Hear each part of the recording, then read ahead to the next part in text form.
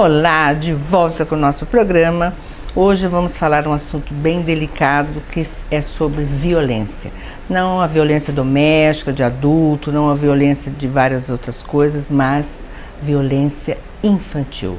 Essa coisa que vem, né, do berço, essa coisa que vem da casa, da família e que segue adiante se a gente não dá um basta, se a gente não vê as consequências, a gente não vê o porquê, se a gente não vai atrás e não busca as formas legais ou até vai atrás de coisas que a gente não descobre, né? Onde é que a gente vai parar? Hoje eu trouxe a especialista nisso, a Liege Gonçalves Damaso, que tem licenciatura plena em língua portuguesa, pós-graduada em leitura e letramento, tem curso de estudos da infância no Brasil, Espanha e Colômbia, coach de educação da infância para pais. Liege, uma satisfação tê-la conosco, falar desse assunto polêmico que é sobre criança, porque como a gente sabe que a casa, a família é o berço de tudo, é o futuro do mundo. Vamos falar como está sendo vivida a infância hoje. Boa tarde, Rita. Obrigada pela oportunidade de estar aqui. Bom, nós estamos hoje vivendo no olho do furacão, como diríamos assim, nesse aspecto da infância. Porque a criança ela está deixando de ter aquela infância clássica, né? Onde ela podia brincar, onde ela podia ser feliz, onde ela podia ser ingênua, para estar vivendo hoje uma outra forma de infância, que é a infância vídeo, né? Que a criança fica ali muito tempo... alienada. Não sei se alienada, mas com toda essa informação rápida que ela tem, né? De muitas coisas que nós não tínhamos antes da infância clássica, e ela acaba por assim perder a sua ingenuidade, a sua tranquilidade de ser criança. E ela acaba sendo precocemente adulto, né? Essa infância está sofrendo, ela está sendo uma infância que está correndo graves riscos e que as pessoas não estão se percebendo muito disso, né? Então a gente tem chamado a atenção dos pais, né? Porque esse abandono das crianças frente a toda essa informação, a todo esse mundo virtual, é um abandono, é uma negligência, é uma forma de violência na infância. Mas como é que a criança deve ser vista pelos pais nesse processo de educação? Então, a criança ela deve ser vista como um ser único, né? Um ser capaz de raciocínio, um ser que precisa, sim, de regras, como num jogo, porque se ela tem toda a percepção do jogo nas brincadeiras, ela tem toda essa percepção também para formar o seu caráter. Então a gente vai colocando regras na criança, a gente vai ensinando, dando a informação de para que servem essas regras, e depois a gente faz uma avaliação disso. O que os pais muitas vezes negligenciam na parte da avaliação positiva. Geralmente os pais conseguem dar o enfoque negativo, né, do erro da criança, mas não conseguem dar o estímulo positivo, que é o que a criança precisa para ir tendo o seu desenvolvimento. Em que momento, assim, entre a violência nesse processo, onde é que se detecta a violência, ela está sofrendo uma violência? E a gente percebe muito isso na sala de aula, assim, a gente percebe muito na criança quando ela está sendo agredida, não só fisicamente, mas quando ela está sendo agredida verbalmente, quando ela está sendo agredida emocionalmente, porque é justamente nesse aspecto que entra, digamos, o fracasso educacional dos pais.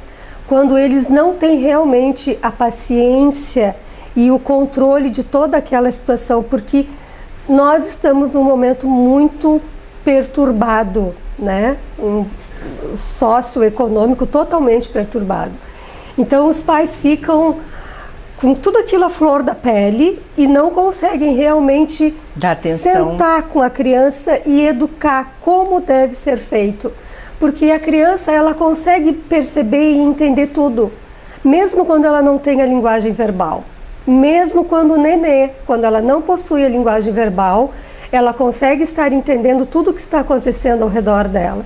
E toda essa violência, não só física, mas psicológica, ela vai internalizando e vai virando uma ferida de alma. E que em algum momento ela vai demonstrar isso na sua caminhada, né? porque ela vai ser uma cidadã e ela não vai conseguir, se ela foi agredida no berço ou na família, se ela foi agredida nesse momento, ela não vai conseguir mais tarde ser um adulto de caráter relevante. E o que a gente tem hoje para proteger a criança? O que a gente pode fazer, no caso, nos colégios, você como educador, como é que você vê, por exemplo, tu vê que uma criança está com um problema, aquela criança ela foi abusada, aquela criança foi violentada, aquela criança está sofrendo um bullying, né? O que vocês podem fazer? Qual atitude? Porque eu percebo assim que tem Conselho Tutelar, tem CRAS, tem uma série de entidades que querem ajudar, só que chega no momento, não tem o que fazer. Eles vão até um limite, só que não tem o que fazer, porque a lei não pode, porque isso aqui, porque isso impede. O que se faz? Pois é, essa é a questão mais delicada de tudo, né? Porque nós temos já desde 1990 o Estatuto da Criança e do Adolescente. Temos ali o artigo 13 e 18 que nos diz que qualquer criança que está sendo violentada emocionalmente ou fisicamente, nós da população em geral temos a obrigatoriedade, que é o que a população não entendeu ainda. Nós temos a obrigatoriedade de sim trazer isso à tona, né? De ir até uma delegacia, de registrar isso, de demonstrar que existe uma criança que está sendo violentada. E a sociedade ainda não assumiu esse papel. E dessa forma, como não existe esse padrão da sociedade, as crianças continuam sem voz para defendê-las. E nós temos esse dever com elas. Nós somos a voz dessas crianças, né? Então nós temos esse dever de realizar um registro, de procurar o Estatuto da Criança e Adolescente mais próximo da nossa casa, de ir até uma delegacia e de fazermos essas interferências. Porque geralmente as pessoas pensam, não vou me meter, não tenho nada a ver com isso, não é meu filho. Não, mas essas crianças são as nossas crianças, né? Que são o futuro do nosso país, que vão estar daqui a pouco na formação, nos lugares mais altos da sociedade. Então nós precisamos sim fazer isso por essas crianças. E o que a gente pode oferecer para os pais? Porque os pais também, às vezes, eles se sentem amuados, né? Tem casais separados, aí a mãe não quer tomar atitude, o pai tá lá do outro lado, não se importa, só quer pagar pensão. Aí fica a criança fica naquele também tumulto, naquela sensação de impotência, de não poder também... De abandono, de não poder gritar e dizer, eu tô com um problema. Tu tá com um problema, vai resolver, a mamãe também tá com um problema. E aí ela fica quieta. O que se faz com os pais? O que pode... Onde é que nós vamos chegar a essa conclusão? Pois é, nós temos que ter uma sociedade que realmente queira, deseje profundamente e entenda isso, né? Que a criança realmente é muito importante na nossa sociedade. Que elas estão ali em construção efetiva. Que nós somos a voz delas. Então, a partir desse momento, os pais que não têm assim esse discernimento, eu não sei como dar o limite, e daí o limite de o pai vai ser uma palmada. Existe a lei da palmada, né? Que realmente a criança não pode mais levar uma palmada. Qualquer castigo físico não pode mais ser dirigido a uma criança, porque isso em um nível humilha a criança, né? Então isso ficam feridas profundas na alma da criança. Esse pai então que procure ajuda, né, de um psicólogo, de um coach em educação da infância, né, que procure essas ajudas nas escolas, que procure uma orientação educacional se ele não sabe como dar o limite, que existem profissionais treinados e capacitados para isso no mercado. O problema que eu vejo, Liege, assim, essa dificuldade tanto para os pais que não têm uma renda, que não têm uma condição social, de precisa um psicólogo.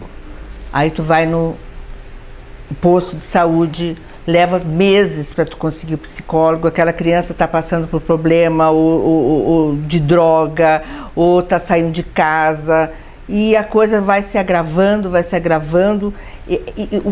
isso que eu acho que falta também, essa continuidade, é agora, não é daqui a 3 meses, daqui a 6 meses, é hoje, não é o amanhã. Rita, justamente isso entra na parte da violência infantil, onde está a negligência da sociedade. Porque a sociedade está sendo totalmente negligente nesse aspecto.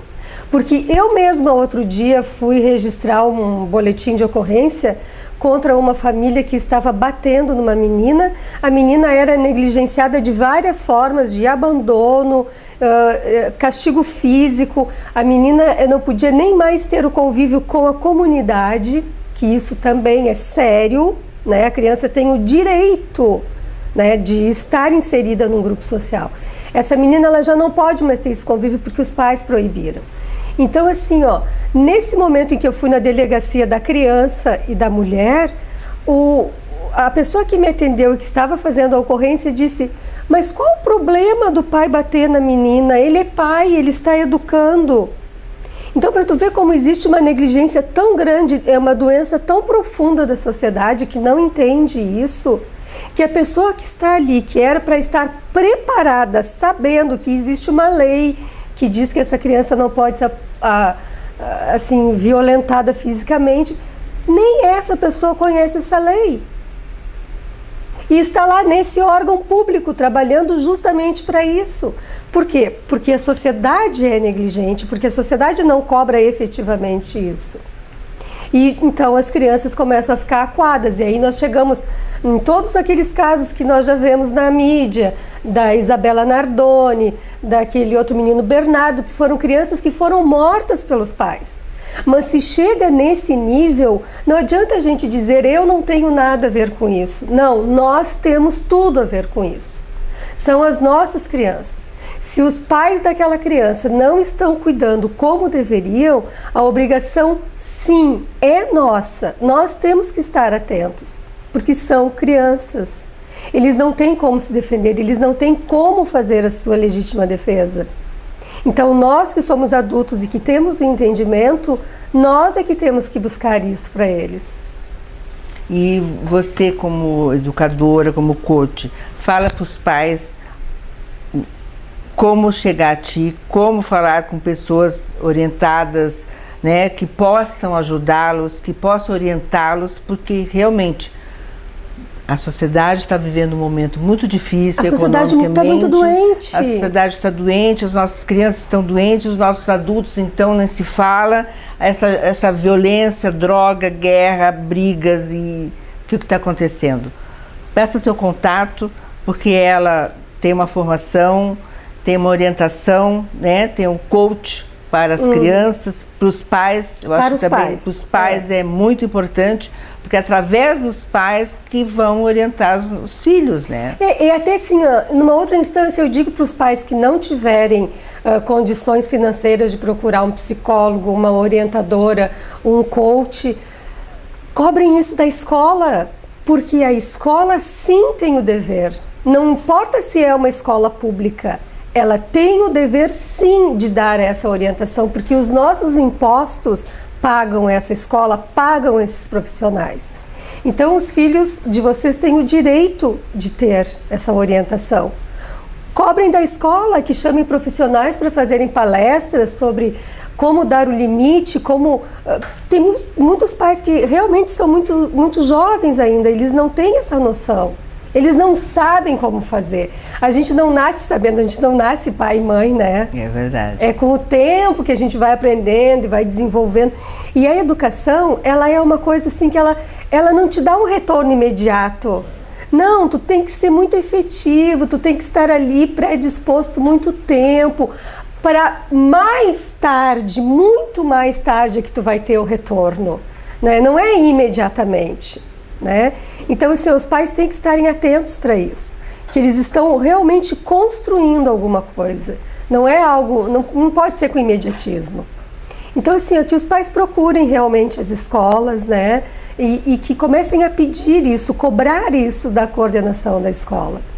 Eu trabalho como coach para ajudar os pais justamente nesse aspecto, né? De ensinar como dar o limite, como fazer para educar sem agressão física, sem agressão psicológica. Então passa o seu contato para ela aqui, né? É 991 20 8989. Liege, muito obrigada pela sua participação. Obrigada. Vou te trazer outra vez para nós falarmos sobre o nosso assunto que nós estamos falando. Nós gostaríamos de falar sobre a erotização da infância, Nós né? Que hoje é uma coisa tão... também importante de se falar. Na próxima nós vamos falar sobre isso. Ok, muito obrigada, muito até a obrigada. próxima. Rita Fedon, entrevistas encerrando.